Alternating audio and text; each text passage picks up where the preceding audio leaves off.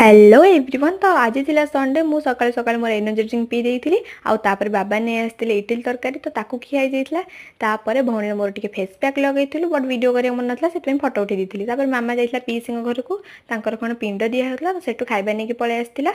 आज मो पापा बर्थडे थिला बट से मामा जेहतु घरे नाला से बर्थडे पूरा साधारे साधारे पलैला आमर किसी खावा भी किसी स्पेशल हो नापर आमर ये दुटा सांग पलि आसते कुलांगारी दल आम बसिक 3 जन भाविलु गोटे किटी पार्टी करूँ तो से भाविलु टी सिमेई चाउमिन करदे।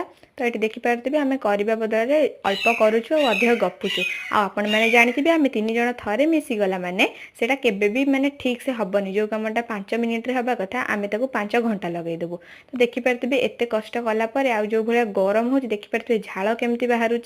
तो एत सब पर फाइनाली खाइबाटा रेडी हो गला तापर आम बसी पड़लु आम परिश्रम फल चाखियापी केमी लगुच से आपण मैंने आगू जानीपारे किंतु ये हसुँच बहुत प्रबल।